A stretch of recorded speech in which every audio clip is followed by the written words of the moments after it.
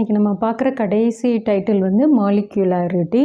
So மாலிக்யூலாரிட்டி அப்படின்னா என்ன? Number of reacting species, எத்தனை ஸ்பீசிஸ் வந்து ரியாக்ஷனில் நடக்குது அட் அ டைம், அந்த சைமல்டேனியஸாக ரியாக்ஷன் நடக்கும்போது சேர்ந்து நமக்கு அந்த கெமிக்கல் ரியாக்ஷனை உருவாக்குது, தட் இஸ் ப்ராடக்ட்ஸ் கொடுக்குது.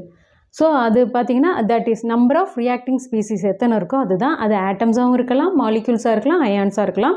That collide simultaneously to bring the chemical reaction. So types அப்படின்னு எடுத்தால் யூனிமாலிக்யூலர், பைமாலிக்யூலர், ட்ரைமாலிக்யூலர் அப்படின்னு ஜென்ரலாக சொல்லுவோம்.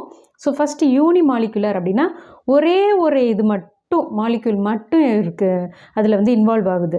ஸோ இப்போ இங்கே பார்த்தீங்கன்னா அமோனியம் நைட்ரேட் டீகம்போசிஷன் ரியாக்ஷன் எடுத்தோம்னா அதில் என்ன ஆகுது? ஒரே molecule of ammonium nitrate dissociates to form nitrogen plus water form ஆகுது. 2 moles ஆஃப் வாட்டர் ஃபார்ம் ஆகுது. பட் நமக்கு இங்கே ரியாக்டன்ஸ் தான் பார்க்குறோம். எத்தனை இன்வால்வ் ஆகிருக்குதுல? ஒரே ஸ்பீசிஸ் தான் இன்வால்வ் இருக்குது. அப்போ இதனால இது யூனிமாலிக்யூலர்.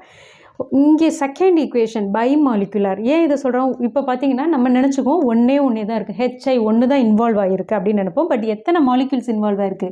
2 ஹெச்ஐ இன்வால்வ் ஆகிருக்கு. அந்த ரியாக்ஷனுக்கு 2 ஹெச்ஐ சேர்ந்து இது ஸ்ப்ளிட் ஆகிடும். இது பாசிட்டிவ் நெகட்டிவ் பாசிட்டிவ் ஸ்ப்ளிட் ஆகி இது 2 H2ஆகவும் இது I2ஆகவும் ஸ்ப்ளிட் ஆகுது. இதோட மாலிகுலாரிட்டின்னு சொல்கிறோம். 2 இருக்கிறதுனால பை. தேர்டு ஈக்குவேஷன் எடுத்துக்கிட்டோம்னா நைட்ரிக் ஆக்சைடு 2 ஆக்சிஜன், அப்போ டோட்டலாக ட்ரை மாலிகுலர். இது வந்து 3 இருக்கிறதுனால ட்ரை மாலிகுலர் அப்படின்னு சொல்கிறோம்.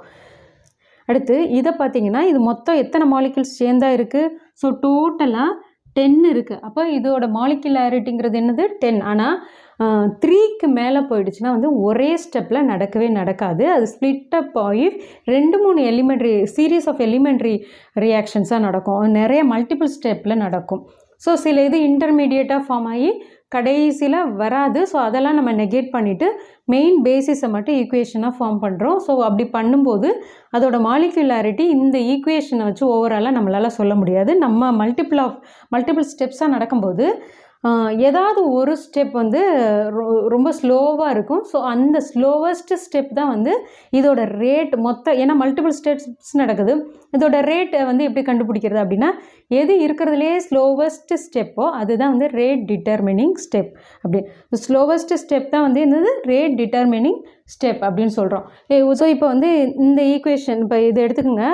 ஹைட்ரஜன் பெராக்சைடு வந்து நமக்கு வந்து டீகம்போஸ் ஆகி வாட்டரும் ஆக்சிஜனும் கொடுக்குது. ஸோ இது ஒரே ஸ்டெப். என்ன? In presence of iodine ion alkaline மீடியமில் இது வந்து நடக்குது.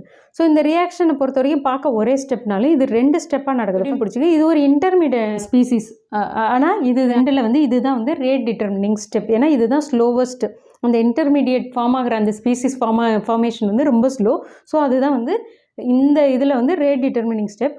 அடுத்தது ஓவராலாக பார்க்கும்போது நமக்கு அது கடைசியாக இதை நெகேட் பண்ணிவிட்டு எடுத்தோம்னா வரும். ஸோ இவ்வளோ தான் இது.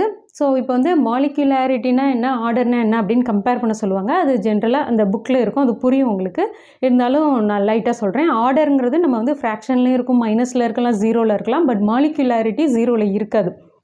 ஏன்னா எத்தனை மாலிக்யூல்ஸ் இன்வால்வ் ஆகுது? அட்லீஸ்ட் 1 இன்வால்வ் ஆகிருக்கு, 2 அப்படின்னு சொல்லுமே தவிர 0 இன்வால்வ் ஆகிருக்கு, ஹாஃப் இன்வால்வ் ஆகிருக்குன்னு சொல்ல முடியாது. மொத்தம் ஒரு மாலிக்யூலும் சேர்ந்து தான் பண்ணுமே தவிர ஹாஃப் ஃப்ராக்ஷனில் இன்வால்வ் ஆகாது. ஸோ அது மாதிரி அது எக்ஸ்பெரிமெண்டல்லி கண்டுபிடிக்க முடியும். இது தியரிட்டிக்கலி பார்த்தோட்டி இந்த ஈக்குவேஷனை வச்சு அது சொல்ல முடியாது, இது ஈக்குவேஷன் வச்சு சொல்ல முடியும்.